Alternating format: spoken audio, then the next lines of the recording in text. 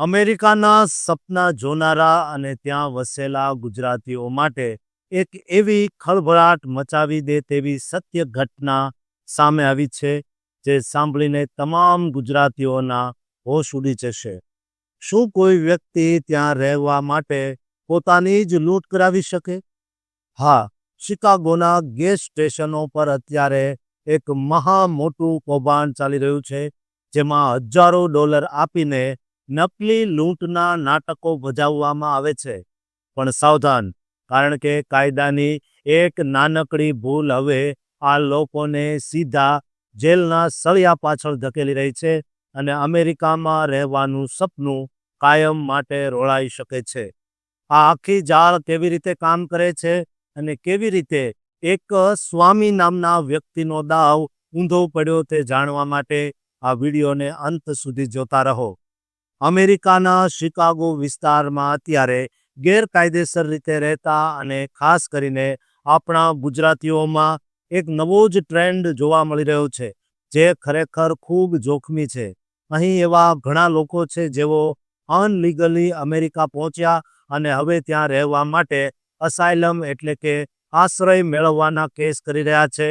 પરંતુ આ કેસમાં મોટાભાગની વાતો ખોટી હોવાથી લોકોને ડર છે કે વર્ષ 2026માં જ્યારે તેમની સુનાવણી શરૂ થશે ત્યારે તેમને દેશ નિકાલ કરી દેવામાં આવશે. આ દેશ નિકાલ એટલે કે ડિપોર્ટથી બચવા માટે લોકો હવે યુ વિઝાનો સહારો લઈ રહ્યા છે, જે ગુનાનો ભોગ બનેલા વ્યક્તિઓને મળે છે. શિકાગોમાં ગુજરાતીઓનું એક આખું નેટવર્ક સક્રિય છે, જેમાં મિશ્રા, કેની, સુધીર અને ભાવિન જેવા નામો ચર્ચાઈ રહ્યા છે, જેઓ લોકો પાસેથી $40,000 એટલે કે લાખો રૂપિયા લઈને ફેક રોબરી ગોઠવી આપે છે. આવી જ એક ઘટનામાં સ્વામી તરીકે ઓળખાતા એક ગુજરાતી વ્યક્તિએ પોતાનું ગ્રીન કાર્ડ પાકું કરવા માટે એક ગેસ સ્ટેશન પર લૂંટનું નાટક રચ્યું. નવાઈની વાત તો એ છે કે જે લૂંટારૂને તેને લૂંટવા માટે ભાડે રાખ્યો હતો તે અડધો કલાક મોડો આવ્યો અને સ્વામી ત્યાં તેની રાહ જોતો ઊભો રહ્યો. લૂંટ તો થઈ ગઈ અને પોલીસ રિપોર્ટ પણ થઈ ગયો, પણ જ્યારે યુ વિઝા માટેના કાગળ તૈયાર થયા ત્યારે ડિટેક્ટિવે એક એવો સવાલ પૂછ્યો કે સ્વામીના પરસેવા છૂટી ગયા. ડિટેક્ટિવે પૂછ્યું કે તું અડધો કલાક સુધી ગેસ સ્ટેશન પર શું કરતો હતો?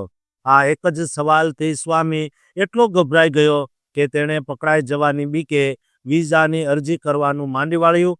તેના લાખો રૂપિયા પાણીમાં ગયા. જોકે સ્વામી અહીં જ ના અટક્યો.